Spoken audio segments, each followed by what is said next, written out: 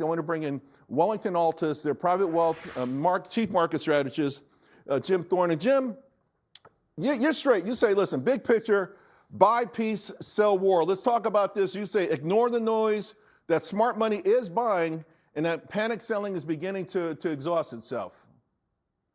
Yeah, Charles, let's go back to a year ago where you and I are talking. I think you were in New Orleans at a conference, and we were sitting there saying, buy the tariff crisis. And what happened 6, 7, 8 months later, it was a perfect time to buy it. It's exactly the same trade.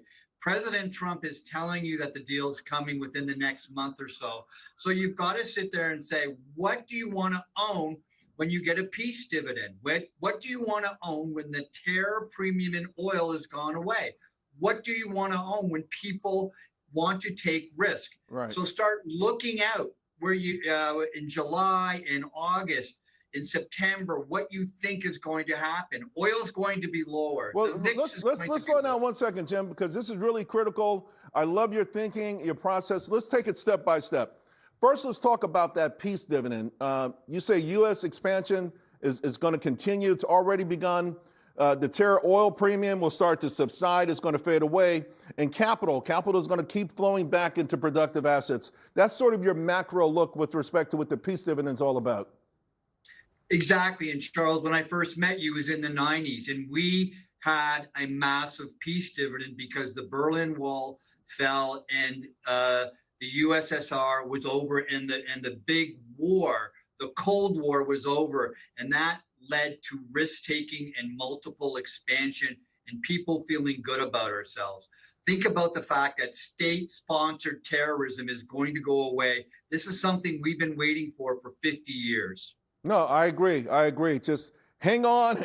I know it feels like it's been a long time, 29 days, but we've been waiting for 50 years almost for this thing. Interesting that you say sell the war shocks. So the shocks, obviously oil. I want to ask you about gold and silver, right? Because I'm with you on staples. I just made that same point. They've sold off, though, intriguingly enough. What do you make of that? You know, it's about the positioning of your book. And what I'm saying is a lot of people bought oil, gold, and silver in staples because it was President Trump was going to fail trade. Okay.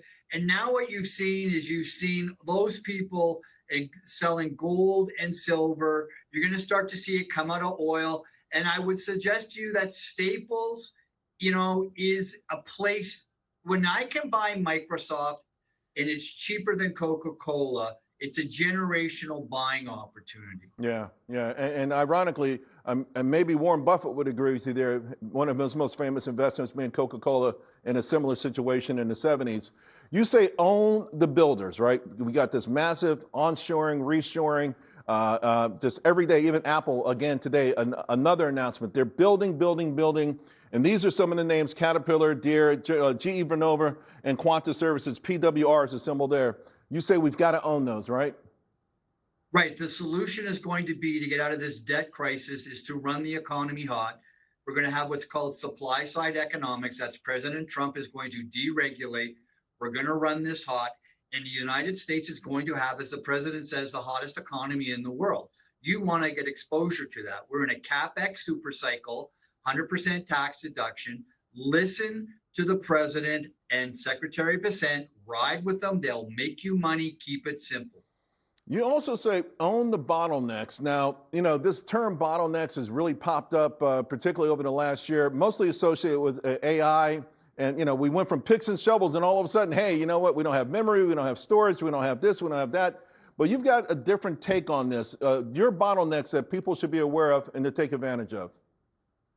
Yeah, it's very simple. When you have supply-demand imbalances, and it's going to take a period of time for supply to catch up, which would be copper, right? If we're going to sit there and become AI, and we're going to become a digital economy, we need copper. And so, right now with the pullback in Freeport, it's a wonderful opportunity to get positioned in it. What about DevX? What is DevX for the audience who I'm not familiar with it? It's just another way of playing what is happening in the United States and basically the rebuilding of productive capital.